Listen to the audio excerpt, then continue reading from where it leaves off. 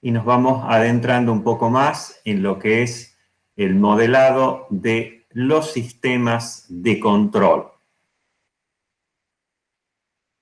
Lo que vamos a ver hoy día es, lo central es el concepto de función de transferencia. Y por ahora nos vamos a limitar a ver cómo se deduce la función de transferencia, y en la próxima clase vamos a ver cómo podemos ir usando el concepto de función de transferencia.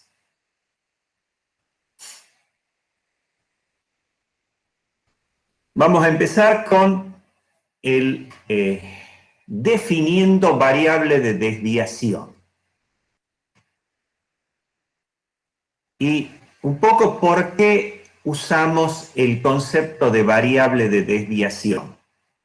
Si ustedes se recuerdan, cuando nosotros comenzamos a hablar de sistemas de control continuo, analógicos, siempre decíamos, si cambia tal variable, se produce el cambio en tal otra. De hecho, hemos utilizado el cambio para definir variable de entrada y de salida. Es más, dijimos que si todo estuviera en un estado estacionario, nada se apartaría del valor en el que uno quisiera que esté la variable, no necesitaríamos un control automático.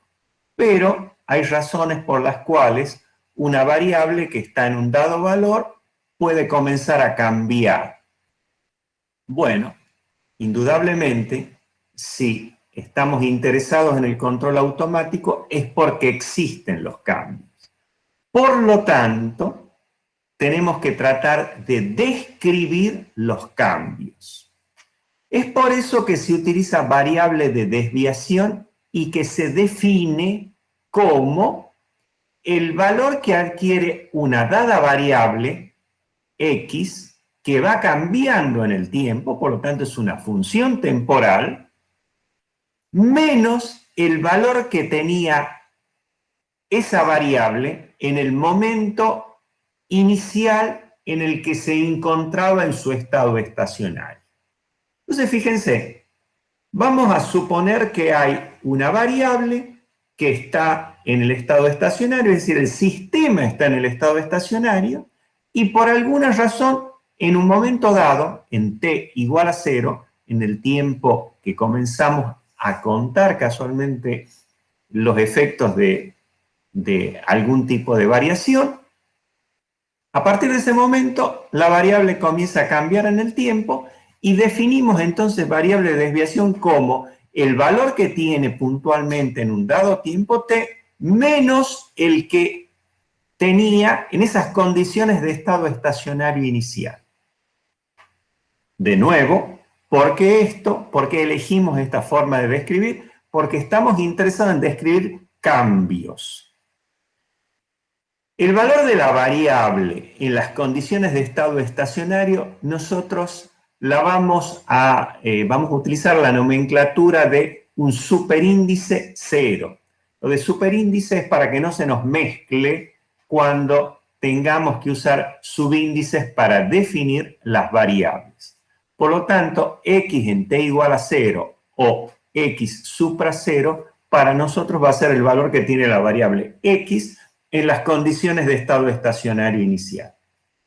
Fíjense que si esto que tengo aquí corresponde a la variación temporal de x de t, que tenía este valor de estado estacionario inicial, cuando defina la variable de desviación, observen, la variable de desviación está partiendo del valor 0 en este caso. Dicho esto, vamos a ir a la definición de función de transferencia. Y la función de transferencia la vamos a definir en términos de variables de desviación. Pero, un detalle que es importante, nosotros para la definición de variable de desviación vamos a utilizar, de función de transferencia, vamos a usar variable de desviación en el campo de Laplace, es decir, definido en la variable S. ¿Y cómo definimos función de transferencia? Con esta expresión que aparece aquí, donde delta de I representa una variable de desviación de salida. Delta de X representa una variable de desviación de entrada en el sistema. Y ahora definimos la función de transferencia como algo que me permite relacionar esa variable de desviación de entrada con la variable de desviación de salida. Y me permite relacionarla de esta forma. Por lo tanto, podríamos decir que función de transferencia es el cociente entre la variable de desviación de una salida en el campo de Laplace dividido en la variable de desviación de entrada también en el campo de Laplace. Observen. Función de transferencia vincula cambios de una variable de entrada con una variable de salida. Entonces, la función de transferencia de alguna forma viene a modelar el comportamiento del sistema. ¿Por qué? Porque al multiplicar los cambios en la entrada me permite encontrar los cambios que se producen en una variable de salida. Por ahora esto les puede parecer bastante confuso, pero van a ver que tiene una importancia práctica muy grande. Esta expresión con la que estamos definiendo variable de desviación puede ser representada gráficamente con un diagrama en bloques, concretamente con un bloque. Observen que ahora nuestra variable de entrada, nuestra señal de entrada, es una variable de desviación y es una variable de desviación de entrada. Por lo tanto, es una causa. Observen que la variable de salida, la señal de salida, es una variable de desviación, pero definida en campo S. Y queda claro ahora que la función que está definiendo al bloque es lo que acabamos de definir como función de transferencia. Por lo tanto, función de transferencia viene a representar las características del sistema y concretamente las características del sistema que me permiten vincular cambios en una entrada con cambios en una salida. Bueno, ¿cómo podemos encontrar una función de transferencia? Porque una función de transferencia de alguna forma es un modelo matemático, nada más que un modelo matemático un poco más elaborado. Bueno, nosotros vamos a seguir un procedimiento sistemático de una serie de pasos. Si ustedes toman la precaución de seguir todos esos pasos, pueden llegar a encontrar la función de transferencia. Muy bien. ¿Cuáles son esos pasos? Ahora los voy a mencionar, pero realmente los vamos a entender cuando lo apliquemos a un caso concreto. Bueno, lo primero y fundamental cuando queremos deducir una función de transferencia es definir cuál es el sistema. Es decir, cuál es la porción de materia, el equipo que quiero representar, estoy interesado en modelar matemáticamente su comportamiento dinámico.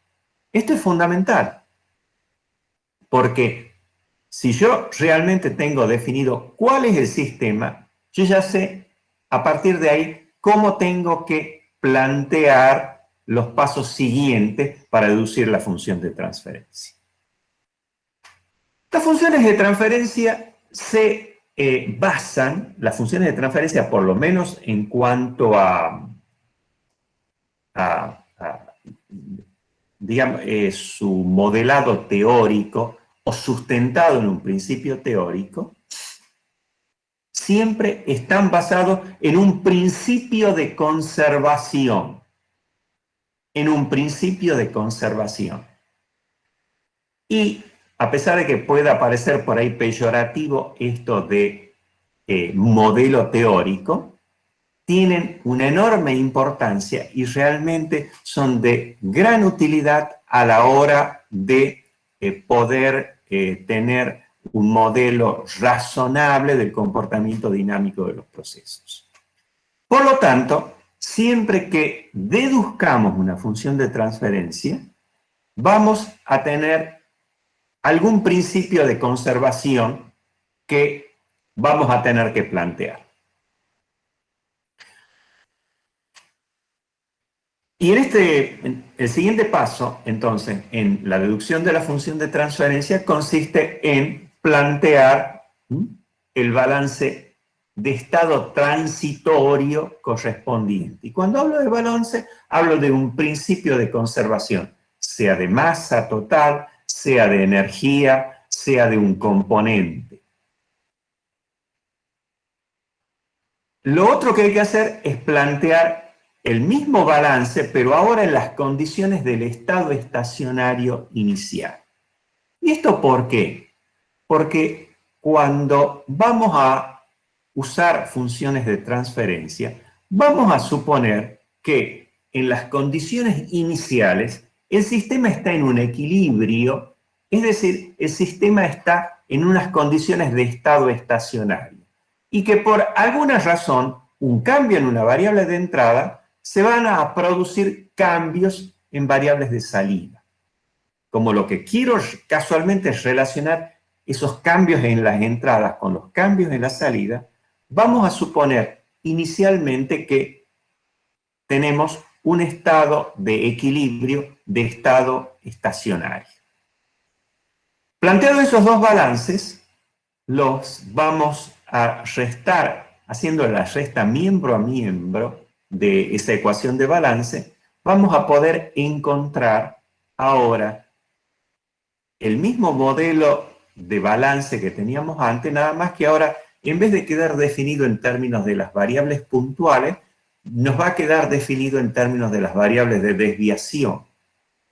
Porque casualmente, dijimos, función de transferencia está basado en usar variables de desviación.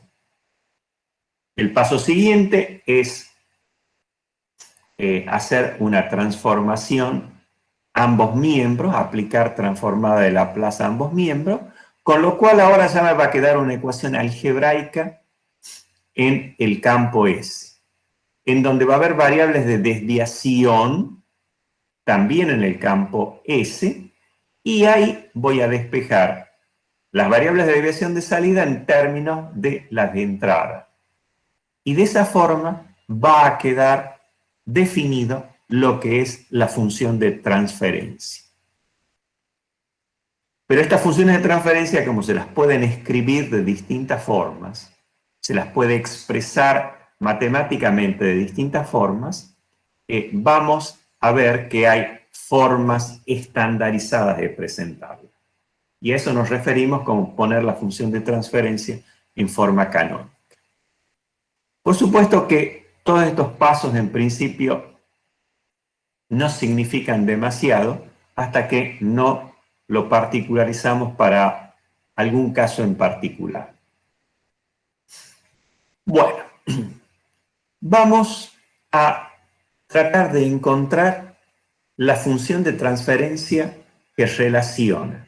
Para un sistema bastante simple como este, esquematizado acá en la figura, vamos a tratar de relacionar cambios en el caudal de alimentación a un tanque con la altura de líquido en ese tanque.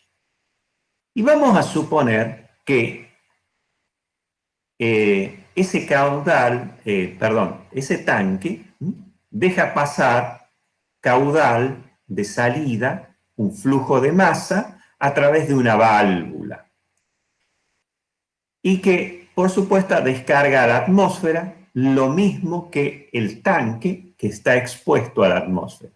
Por lo tanto, la fuerza impulsora que hace pasar el líquido a través de la válvula es la diferencia de presión, y esa diferencia de presión viene dada por esta altura de líquido. Y vamos a suponer también que el escurrimiento es viscoso, es decir, que el caudal ese es directamente proporcional a la altura. Bueno, fíjense que quiero encontrar una función de transferencia que ligue Fi con H. Debe quedar claro que yo quiero relacionar una variable de entrada, Fi, con una variable de salida, H. Es decir, una variable que actúa sobre el sistema y quiero ver y relacionarla con una variable de salida. Entonces, ¿cuál es el sistema que voy a modelar? ¿Cuál es el sistema al que le voy a encontrar la función de transferencia? Y es el primer paso que tenemos que tener en cuenta. Fíjense que casualmente el primer paso para definir una función de transferencia no es otra cosa que definir el sistema al cual yo le voy a aplicar el principio de conservación. En nuestro caso, nuestro sistema sería el volumen de líquido en el tanque. El volumen de líquido en el tanque, que como se puede ver, de acuerdo a los cambios de caudal, tendremos un sistema cuyos límites pueden ir variando. Pero los límites vienen definidos por, casualmente, el volumen de líquido en el tanque. Bueno, definido el sistema y definida la variable de entrada y la variable de salida que queremos relacionar, el paso siguiente es plantear los principios de conservación. Cuando planteamos el principio de conservación y lo queremos hacer en el estado transitorio, es decir, el que describe el cambio en el tiempo, vamos a tener como toda ecuación de balance, por ser ecuación hay un igual, y del lado derecho del igual vamos a poner todos los aportes de materia o de energía y todas las extracciones de materia o energía, y del otro lado vamos a poner la velocidad de acumulación que corresponde. ¿Cuál es el principio de conservación que podemos plantear aquí? Bueno, fíjense que el principio de conservación de la energía sería totalmente inútil en este caso porque está todo a la misma temperatura. Al no cambiar la temperatura no vamos a tener transferencias. Por lo tanto, el principio de conservación de la energía no me daría ninguna información importante en este caso. Pero, ¿cuál es el principio de conservación que se va a ver manifestado aquí y que es importante? El principio de conservación de la materia.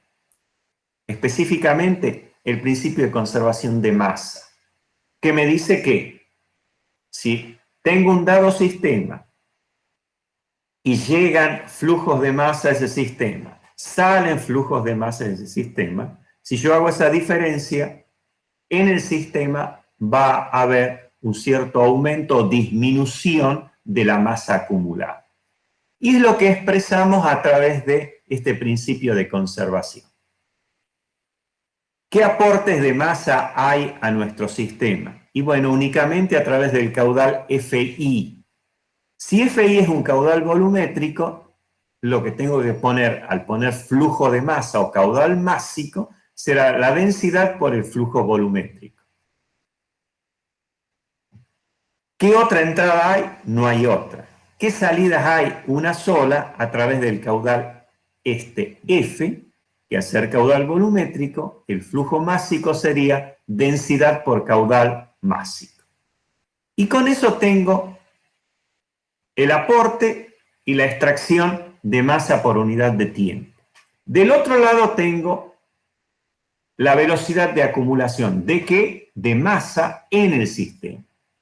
Es decir, cuánto cambia, o sea, la derivada de la masa respecto del tiempo. Pero la masa será la densidad por el volumen. Y en nuestro caso particular, como se trata de un tanque con una sección transversal constante, lo puedo expresar como sección transversal por altura. Y acá tengo planteado el balance de estado transitorio o transiente. Fíjense que esto es una ecuación diferencial ordinaria.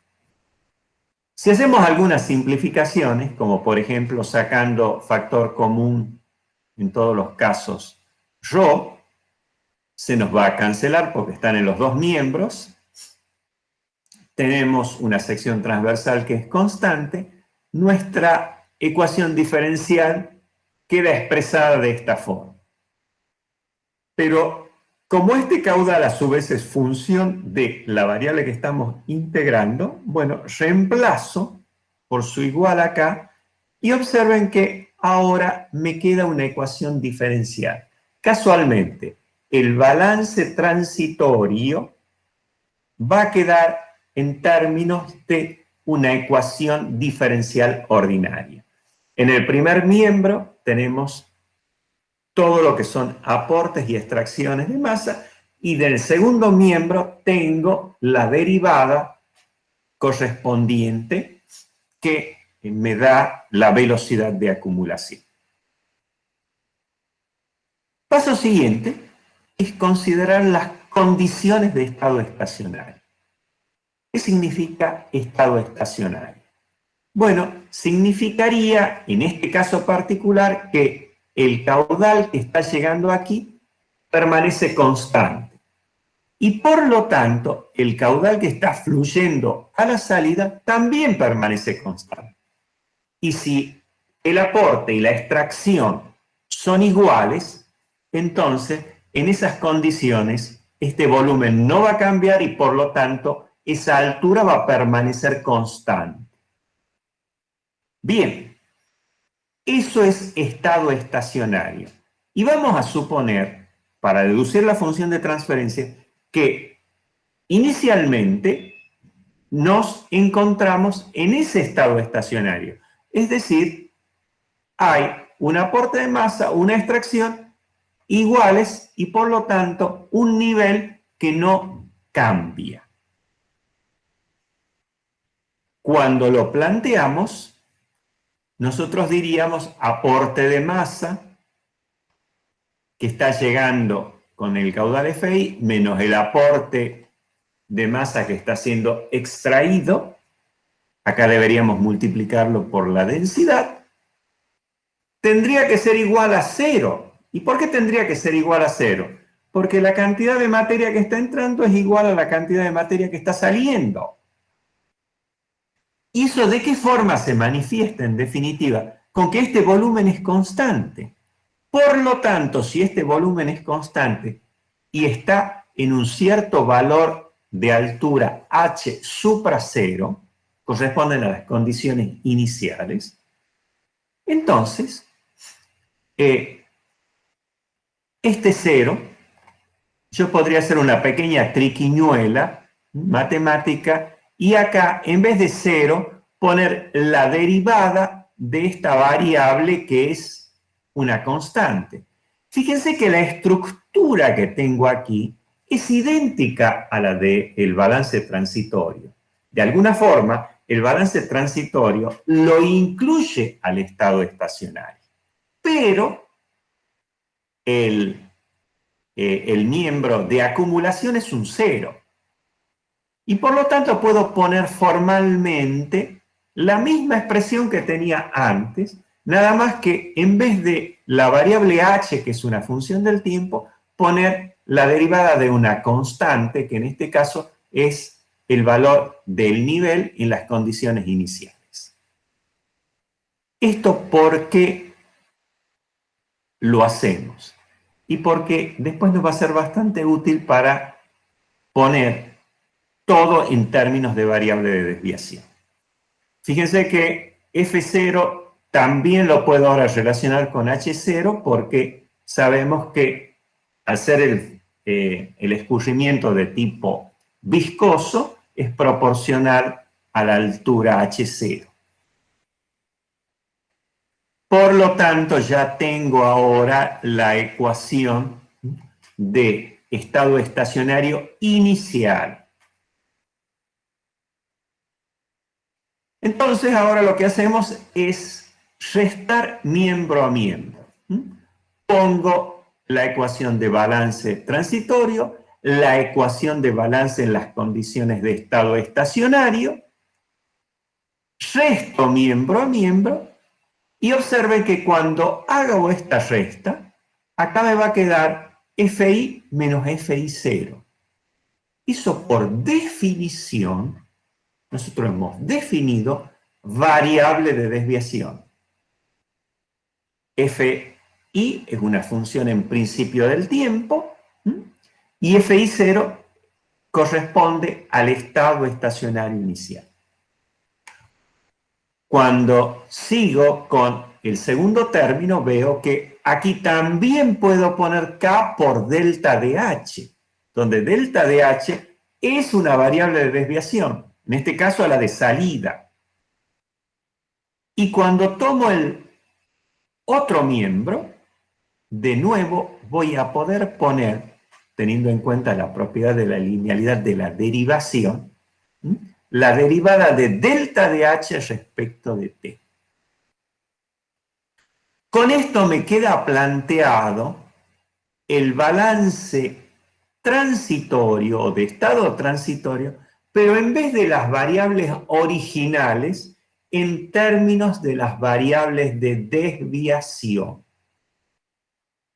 Pero como ustedes pueden ver, se trata de una ecuación diferencial ordinaria. Muy bien, ya tengo una ecuación diferencial ordinaria. Ahora tengo que averiguar si esa ecuación diferencial es lineal. ¿Por qué? Porque el paso siguiente es aplicarle transformación de Laplace. Y nosotros para poder aplicarle transformada de Laplace necesitamos que las ecuaciones diferenciales sean lineales. Bueno, en este caso particular, observen, la ecuación diferencial es lineal. Por lo tanto, no necesita ser linealizada. Es lineal porque observen que los coeficientes que multiplican a la variable independiente son constantes, tanto en la función como en su derivada. El paso siguiente es, entonces, a esta ecuación aplicarle transformada de Laplace al primer miembro y al segundo miembro. ¿Qué es lo que está puesto acá? Fíjense que acá he utilizado la propiedad de la linealidad de la transformada de Laplace porque tenía una combinación lineal de variables, ¿sí? Y veamos el primer término, transformada de Laplace de delta de fi de t. Esto es la transformada de Laplace de la función, de la variable de desviación delta de fi. Bueno, a esa la vamos a llamar delta de fi, pero de s. ¿Eso qué quiere decir? Que es la variable de desviación transformada. Acá me queda la transformada de Laplace de delta de h. Como resultado tendré la variable de desviación de la transformada de la variable de desviación de delta de h, que como ahora está en el campo de Laplace, por eso está puesto bien en evidencia que es en el campo S. Pero ahora veamos el segundo miembro. A es una constante y ahora tengo la transformada de Laplace de la derivada. Nosotros hemos visto que la transformada de Laplace de la derivada tiene una expresión en donde aparece la transformada de Laplace de la propia función. ¿A qué es igual la transformada de Laplace de la derivada?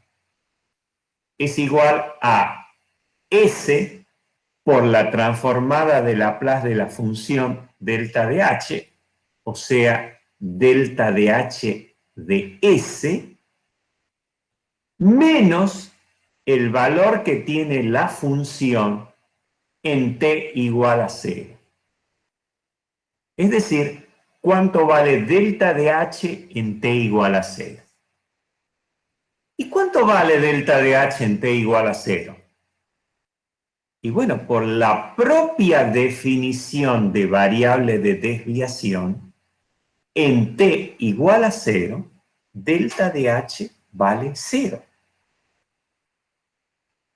Por lo tanto, el segundo miembro queda como S por A por delta de h de S. Observen que ahora, debido a la forma en la que definí variable de desviación, he podido independizarme de las condiciones del estado estacionario cuando he tenido que hacer la transformada de Laplace de la derivada. Si nosotros observamos ahora esta ecuación, es una ecuación algebraica. Aquí hay variables de entrada, ¿sí? Hay variables de entrada, esta es una variable de entrada, y hay variables de salida. Fíjense. ¿Y qué es lo que hay que hacer? Despejar la variable de desviación de la salida en términos de la variable de desviación de entrada. Bueno, haciendo eso, que no es muy complicado, ¿sí? Nos queda que delta de h de s tiene esta expresión multiplicada por delta de fi de s. Y si ahora volvemos a cuál era nuestra definición de función de transferencia, nosotros definimos a través de esta expresión, donde esta era la variable de desviación transformada de la salida, esta la variable de desviación transformada de la entrada y la función esta, que hace de coeficiente de proporcionalidad, es la función de transferencia. Pero fíjense que es casualmente lo que tengo aquí. Es decir, hemos encontrado la función de transferencia que liga una entrada, delta de f y s, con una salida, variable de desviación de la altura. Observen que esta expresión algebraica la puedo poner gráficamente utilizando álgebra de bloques de esta forma. Como pueden ver, ahora a lo que llamábamos antes función del bloque, realmente va a pasar a ser nuestra función de transferencia. Bueno, las funciones de transferencia en general van a resultar cocientes de polinomios. Cocientes de polinomios. Y los polinomios pueden ser escritos de distintas formas. Entonces, para que no haya una enorme dispersión de la forma en la que se escribe las funciones de transferencia, se adoptan dos formas en las cuales ustedes incluso van a encontrarlas también después en las tablas de transformación de Laplace. Las dos formas estandarizadas o canónicas son la forma de constante de tiempo. En ese caso, a los polinomios se los escribe de forma tal que el término independiente valga 1. Fíjense que esta forma en la que está escrita la función de transferencia no es de la forma de constante de tiempo. ¿Por qué? Porque el término independiente de este polinomio de orden 1 no es 1. Para que sea 1, si dividimos numerador y denominador, tenemos esta expresión, que es equivalente algebraicamente a esta, nada más que está puesta con este código que nosotros decimos. Término independiente igual a 1, y esta forma de expresar la función de transferencia se denomina forma de constante de tiempo, que es la forma en la que nosotros vamos a utilizar las funciones de transferencia, porque eso nos permite encontrar parámetros que son relativamente interpretables desde el punto de vista físico. Una forma alternativa, y que suele ser útil para determinadas operaciones dentro del control automático, es la forma de polos y ceros. En este caso, el polinomio se escribe de modo tal que el coeficiente con el orden más alto tenga coeficiente igual a 1. Si miramos esta función de transferencia, tampoco está escrita en la forma de polos y ceros. ¿Por qué? Porque el coeficiente de mayor orden del polinomio acá no es 1, sino es a. Para que sea 1, habría que dividir numerador y denominador por a, y nos queda una expresión como esta. Fíjense, aquí la función de transferencia es equivalente a esta y es equivalente a esta otra, pero está escrita de una forma distinta. Esta forma también es usada en control, la van a encontrar en tablas de transformada de Laplace y se conoce como la forma de polos y ceros. Muy bien, hemos encontrado una función de transferencia que liga una variable de salida con una variable de entrada. Ahora vamos a analizar el mismo sistema anterior y vamos a tratar de encontrar la función de transferencia que liga esta variable de entrada fi con la salida h, pero ahora vamos a suponer que el escurrimiento en la válvula es de tipo turbulento. Es de tipo turbulento. ¿Eso qué quiere decir? Que ahora el caudal volumétrico que pasa a través de la válvula es función de la raíz cuadrada de la diferencia de presión. ¿Sí? Esto es algo que ustedes conocen desde fenómenos de transferencia, ¿sí? Y que es una expresión que se puede encontrar casualmente aplicando el teorema de Bernoulli en la válvula.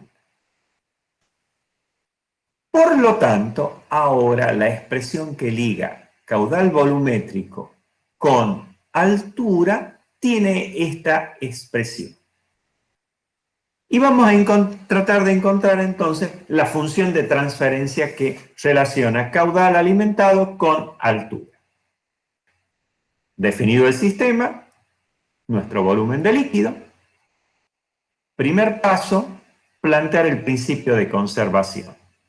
Acá el principio de conservación no ha cambiado, es el global de masa, que, como ya lo habíamos planteado, la tenemos expresada aquí. Por supuesto que, de nuevo, como la densidad la consideramos constante debido a que no hay un cambio de temperatura, entonces la ecuación diferencial queda expresada como aparece acá. Nada más que ahora este caudal volumétrico de salida es proporcional a la raíz cuadrada de la altura. Y con esto tenemos la ecuación diferencial ordinaria que define el balance de estado transitorio de masa. Paso siguiente. Ahora, considerar las condiciones de estado estacionario inicial. Es decir, estamos considerando que lo que se alimenta es lo mismo que está fluyendo hacia afuera y por lo tanto este nivel permanece constante en un valor H supra 0. El balance nos dice que la alimentación volumétrica es idéntica a lo que está siendo extraído como caudal volumétrico y por lo tanto esta diferencia es 0. Eso en el estado estacionario. Y que lo podemos poner como una constante por la derivada de una constante, teniendo en cuenta que H0 casualmente es una constante. Si ahora reemplazamos F0 por su igual, tendría que ser K por la raíz cuadrada de la altura en esas condiciones de estado estacionario. O sea, la raíz cuadrada de H0. ¿Cuál es el paso siguiente? Restar miembro a miembro. Cuando resto miembro a miembro, FI menos FI0 nos origina la variable de desviación delta de FI.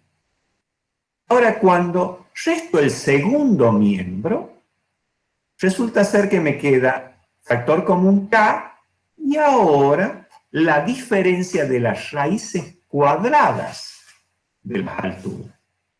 Y esto no es la variable de desviación de H. Esto no es delta de H. Fíjense que ahora vemos que como esta ecuación diferencial era no lineal, cuando quiero expresar esa misma ecuación diferencial, pero ahora usando variables de desviación, me doy con que tengo una diferencia que no es la variable de desviación. Muy bien, ¿qué se puede hacer entonces para tener aquí la variable de desviación? Esta es una ecuación diferencial no lineal, por lo tanto no resoluble con transformación de Laplace.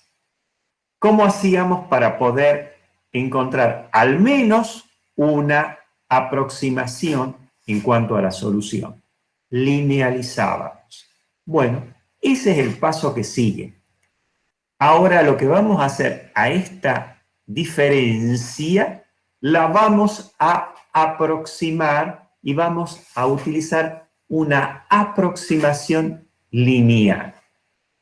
Bueno, ¿cómo se hace eso? Bueno, tendremos que aplicar de alguna forma el teorema de Taylor. Y el teorema de Taylor, ¿qué me dice? El teorema de Taylor, ¿qué me dice? Bueno, tendríamos que ir al anexo.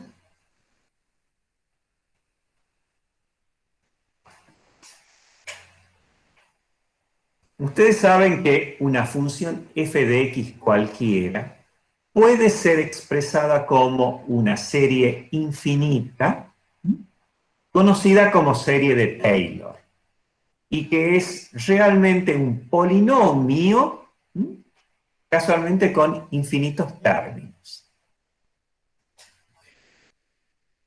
Considerando un punto x sub 0 cualquiera, entonces una función f de x es igual al valor de la función en ese punto x sub 0 más un cierto coeficiente por la derivada evaluada en x sub 0 por x menos x sub 0.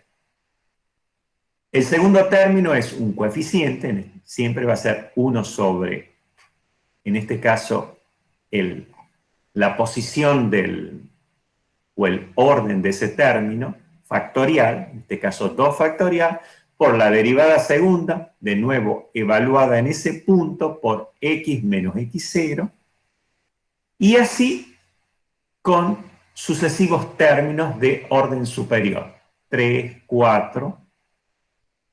Por supuesto que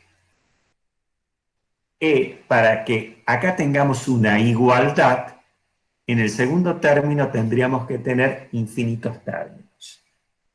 Ahora bien, si desprecio todos los términos de orden 2 en adelante,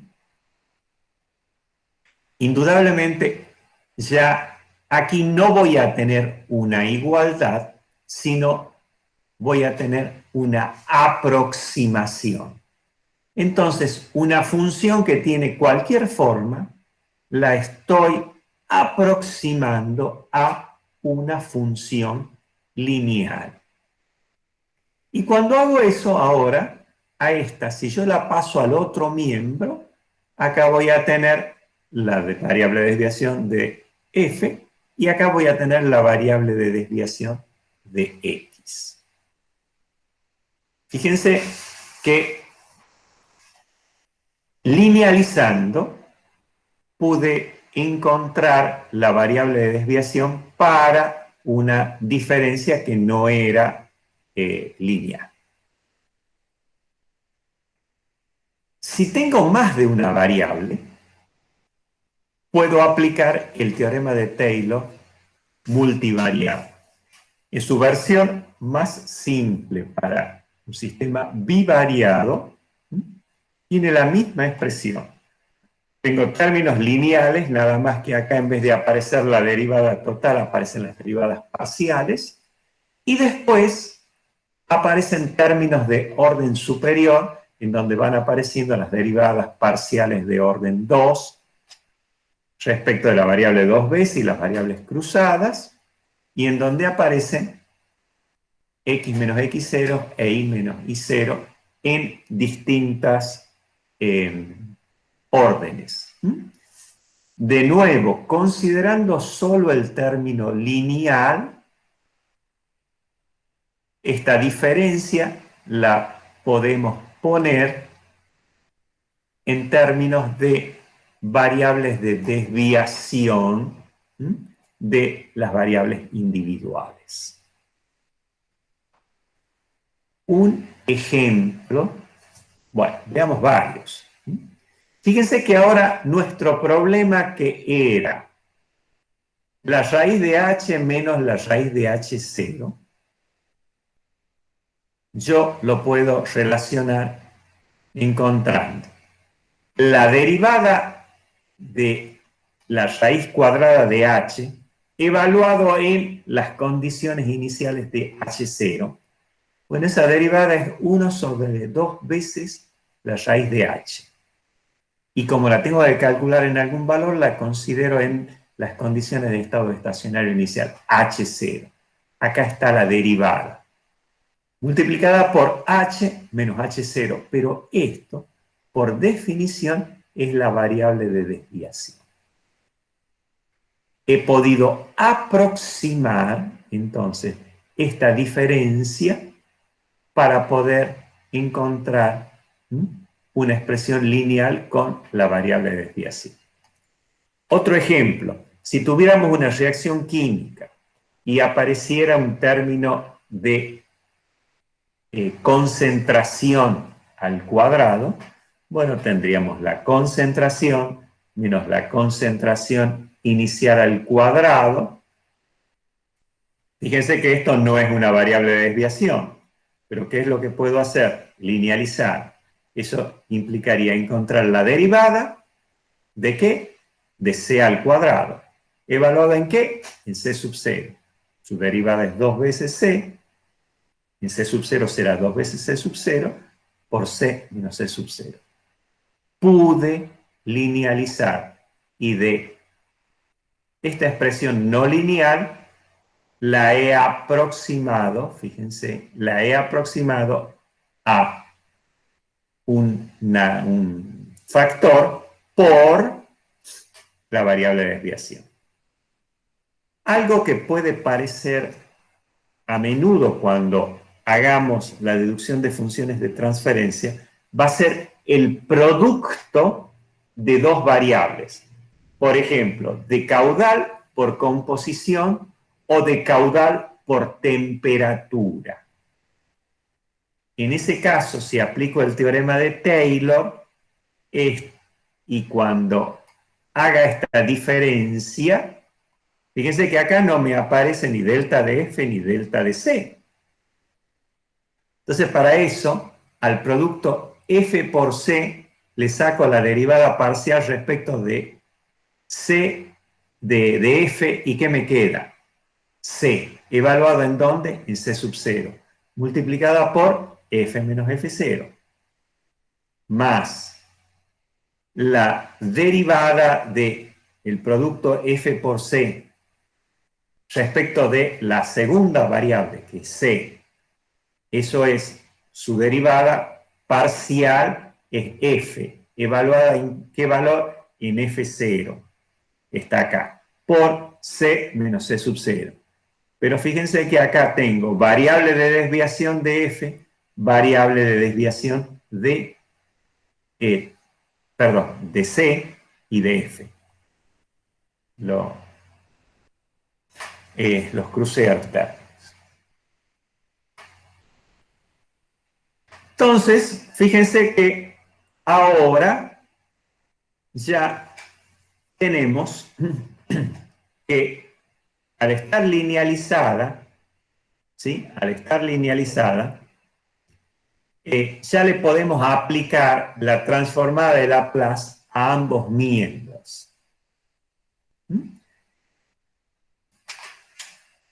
Transformada de Laplace del primer término es directamente delta de Fi de S. Acá tengo una constante que es K sobre 2 veces la raíz de H evaluada en H0 por, y la transformada de esta es la de delta de H. Y del otro término, como antes, es la transformada de una derivada. Y la transformada de la derivada es S por la transformada de la función, en este caso es delta de H de S, menos el delta de H evaluado en las condiciones de estado estacionario inicial. Pero como es una variable de desviación, la variable de desviación en las condiciones de estado estacionario inicial es 0. Por lo tanto, me queda en el segundo miembro esta expresión. A partir de ahí, puedo encontrar la función de transferencia, que como pueden ver, ahora ya tiene una forma distinta de la anterior. ¿Por qué? Porque ahora estamos modelando este sistema no lineal. Y la función de transferencia es esta que aparece aquí, que por supuesto no está en su forma canónica. Para estar en su forma canónica, el término independiente tendría que ser 1, como en este caso, en la forma constante de tiempo, o en la forma de polos y cero, en donde S, la mayor potencia, tenga coeficiente 1. Hay una observación que es importante que tengan en cuenta. En este caso, la función de transferencia, los parámetros que aparecen aquí ya no solamente son algunas constantes, sino también aparecen las condiciones de estado estacionario inicial de una variable. En este caso ven las condiciones de estado estacionario del nivel. ¿Sí? ¿Eso qué quiere decir? Que si ustedes cambian de estado estacionario inicial, van a tener una función de transferencia que va a tener otros coeficientes. La función de transferencia va a depender de las condiciones de partida en la que esté el sistema en el momento de producir los cambios. Bien. Y ahora vamos a ver la función de transferencia de otro sistema. Pariente cercano del anterior, pero tiene esta variante. ¿Sí? Tengo una alimentación a un tanque que tiene un dado nivel, pero ahora el líquido de este tanque es extraído por una bomba. Fíjense que cuando tengo esta situación, yo tengo una variable de entrada, claramente, que es la alimentación, es un caudal que viene del exterior y que influye sobre nuestro sistema, que es el volumen de líquido. Pero tengo otra variable, que es el caudal que extrae la bomba, que también es una variable de entrada. ¿Por qué? Porque ese caudal viene impuesto por la bomba. Antes, cuando tenía la válvula, el propio sistema es el que generaba mayor o menor caudal de salida. Ahora, el caudal de salida viene impuesto externamente por la bomba. Por lo tanto, en este sistema, que de nuevo va a ser nuestro volumen de líquido, yo tengo dos variables de entrada, el caudal de alimentación y el caudal de salida. ¿Y por qué son variables de entrada? Porque producen algún efecto sobre el sistema y son impuestas externamente al sistema. Miren claramente lo que sucede en este caso. La variable f físicamente es algo que sale, pero desde el punto de vista de la causalidad es una variable de entrada. Y nuestra variable de salida es el nivel, que es algo que ni sale ni entra de nuestro sistema, forma parte de nuestro sistema. Es una salida porque sus cambios resultan como consecuencia de cambios en variables de entrada. Pero diciendo esto, fíjense que ahora tengo una variable de entrada FI, otra variable de entrada F y tengo una variable de salida. Quiere decir que voy a tener, en principio, dos funciones de transferencia. Una que liga el caudal FI con H y otra que liga el caudal F con H. El procedimiento que dimos les va a permitir encontrar las dos funciones de transferencia juntas. Lo único que hay que hacer es seguir el mismo procedimiento. Bueno, están definidas las variables de entrada, la variable de salida, cuál es nuestro sistema, el volumen de líquido. Podemos pasar al primer paso. ¿Y cuál es el primer paso? Aplicar el balance global de masa.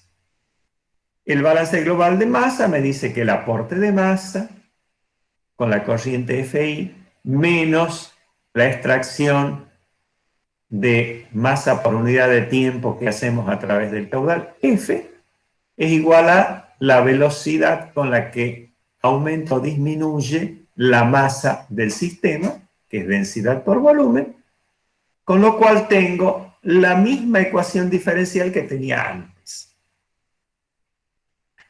que por supuesto se traduce en esta ecuación diferencial ordinaria al ser la densidad constante.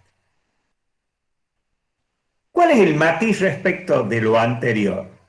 Que ahora este f ya no está vinculado a h, es una variable de entrada y que por lo tanto podrá variar eventualmente. Paso siguiente,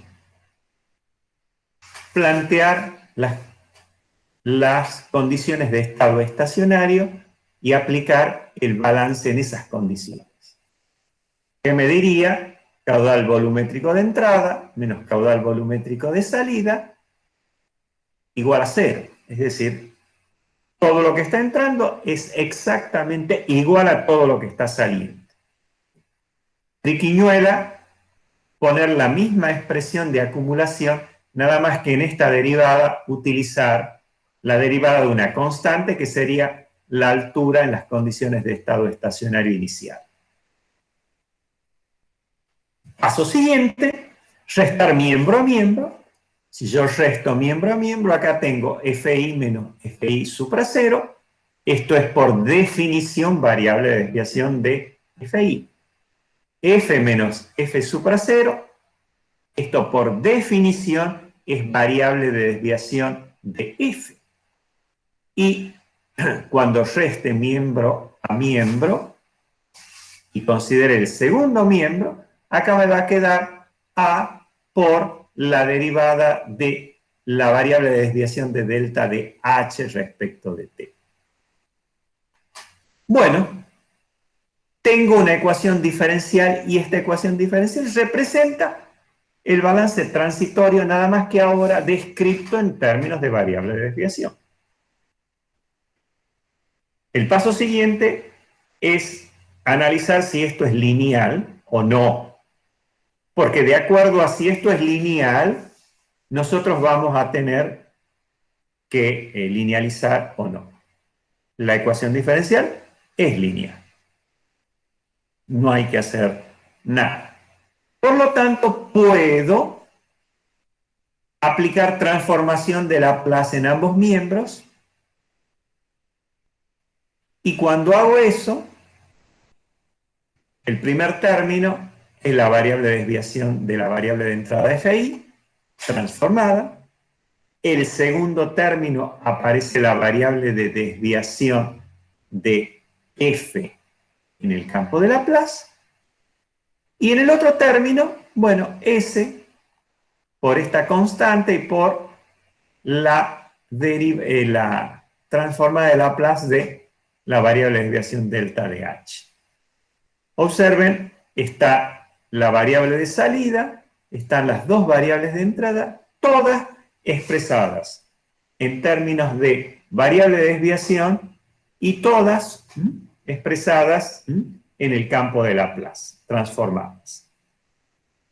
¿Cuál es el paso siguiente? Lo mismo que veníamos haciendo, poner la variable de desviación de salida en términos de las variables de desviación de las entradas. Cuando hago eso, me queda esta expresión. Delta de H es igual a una función de S por variable de desviación de FI. Otro sumado a otro coeficiente, variable de desviación de F. Por supuesto, transformado. Estos coeficientes de proporcionalidad que aparecen aquí son las funciones de transferencia. ¿Por qué?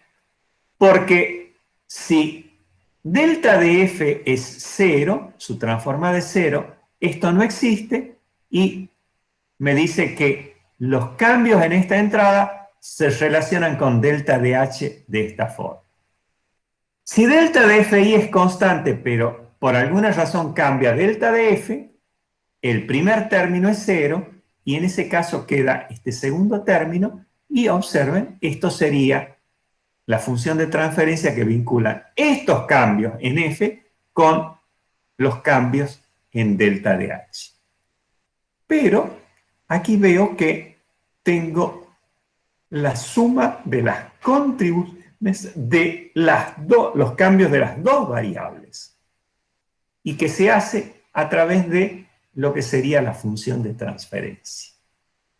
Entonces, en un solo paso pude encontrar las dos funciones de transferencia.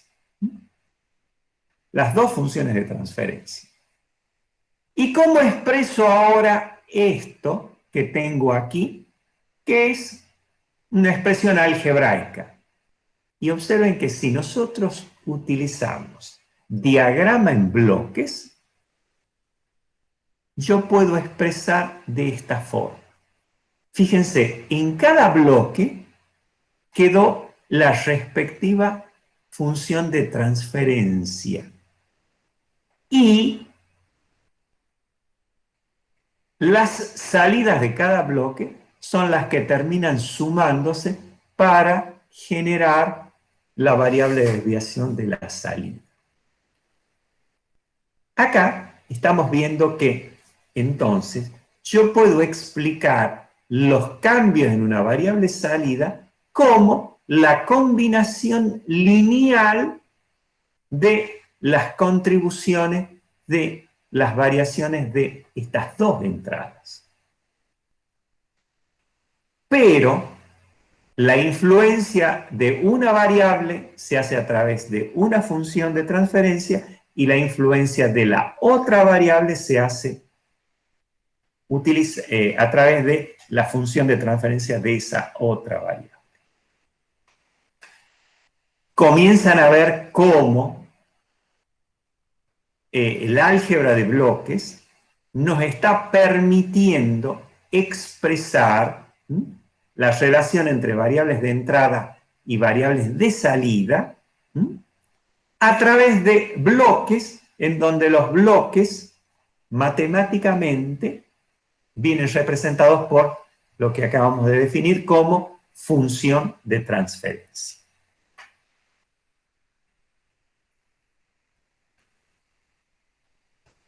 Bien, ¿tenemos alguna pregunta hasta ahora?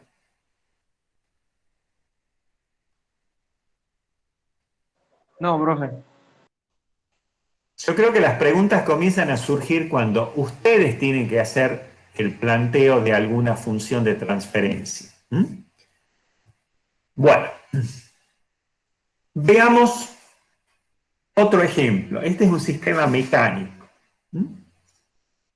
El sistema mecánico consta de un motor y en el rotor del motor se alimenta de corriente, bueno,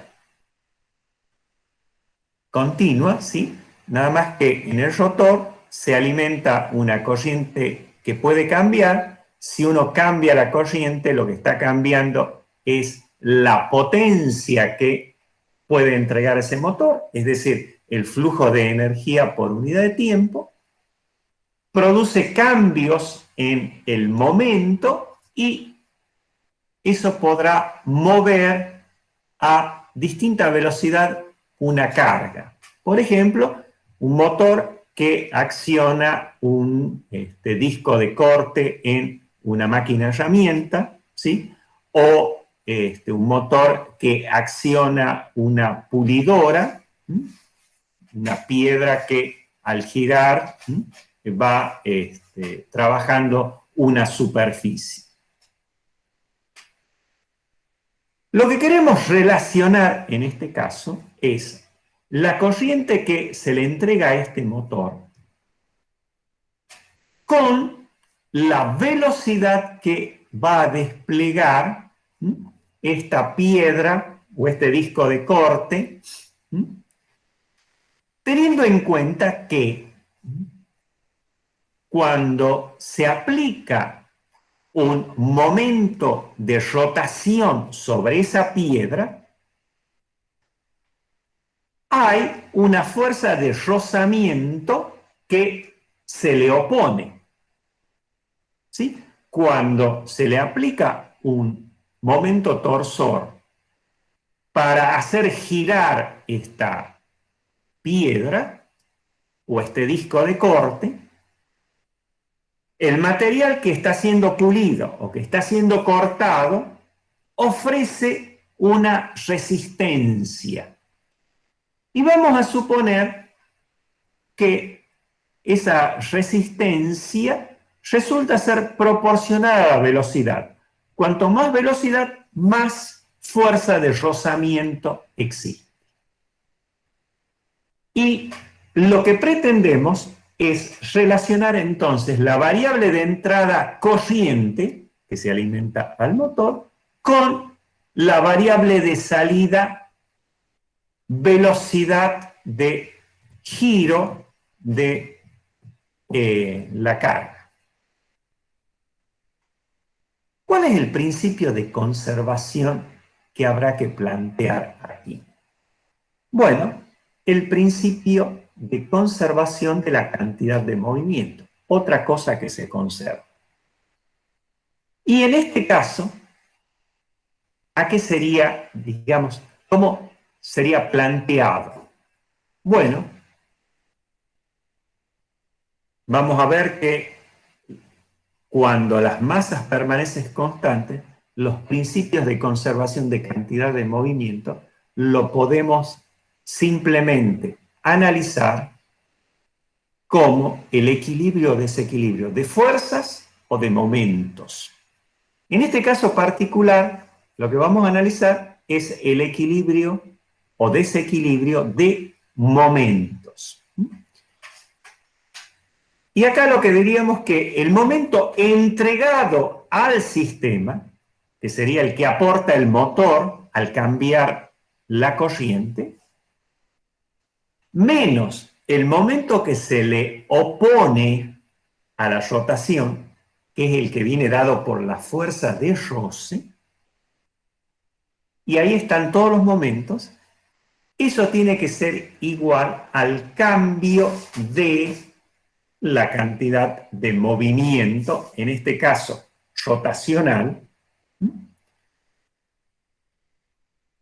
Entonces, el momento entregado por el sistema lo denomino genéricamente T.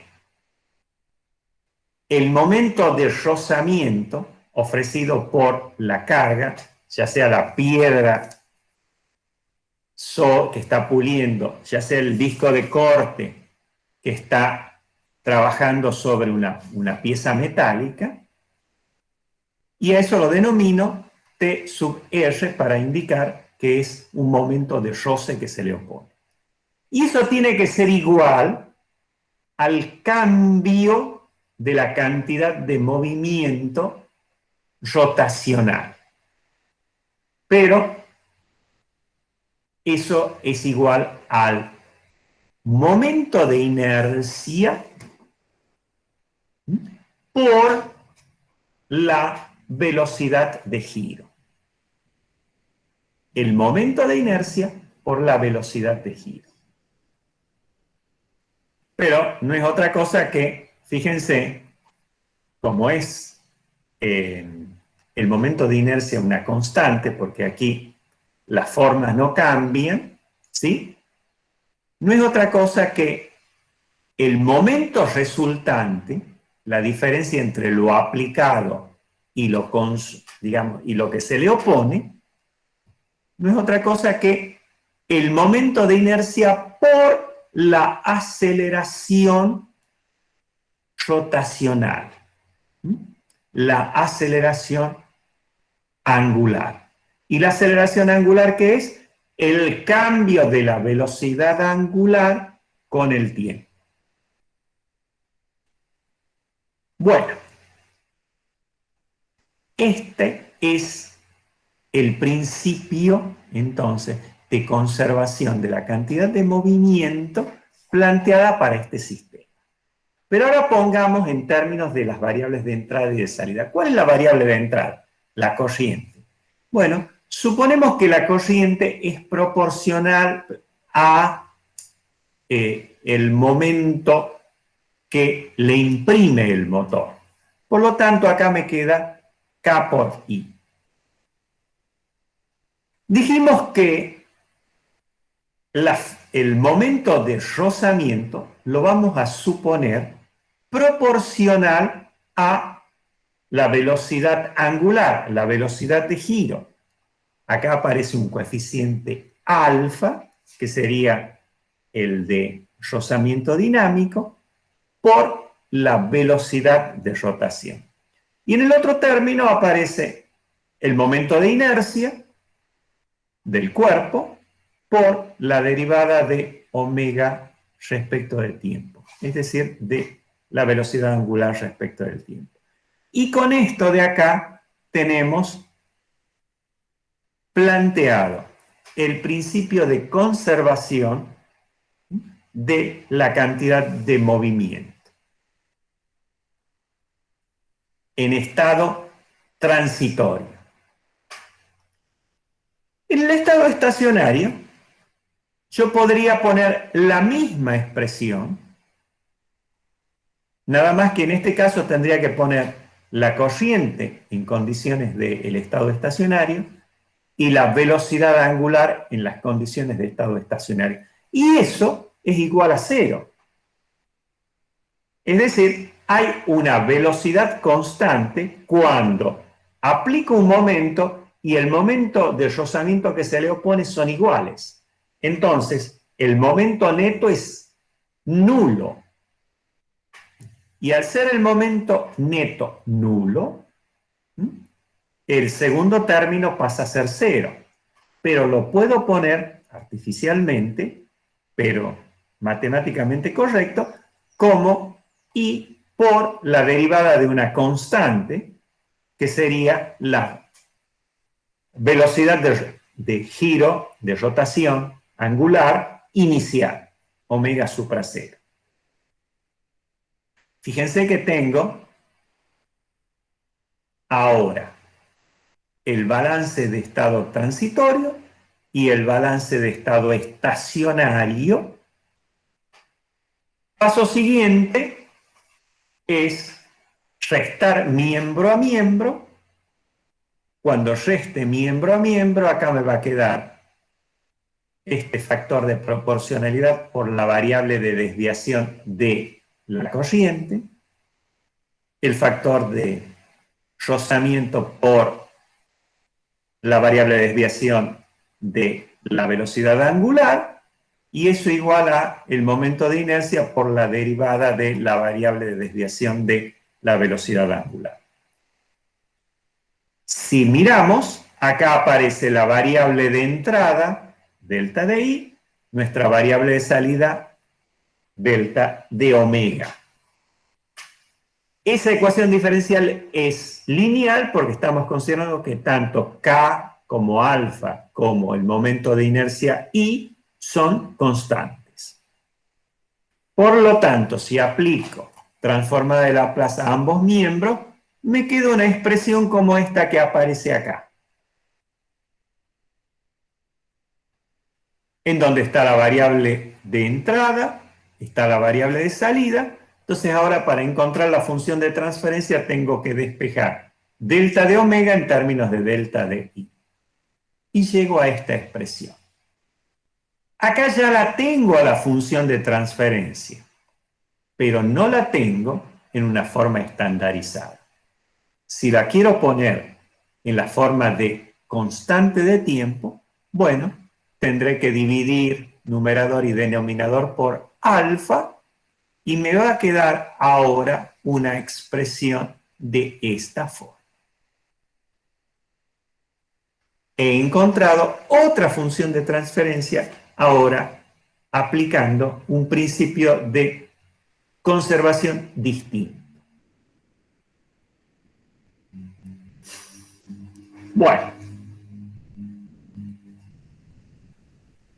esto es un mensaje lateral porque después nos va a ser de utilidad este concepto. ¿Cómo hemos obtenido la función de transferencia hasta ahora? aplicando un principio de conservación, encontrando cuál es el modelo dinámico, considerando ese principio de conservación y algunas relaciones entre las variables. Y a partir de ahí llegamos a una expresión teórica de la función de transferencia. A veces podemos encontrar las funciones de transferencia en forma empírica. ¿Qué quiere decir? En vez de aplicar un principio y hacer un desarrollo teórico, podemos hacer una experiencia con el equipo. ¿Y qué experiencia podemos hacer?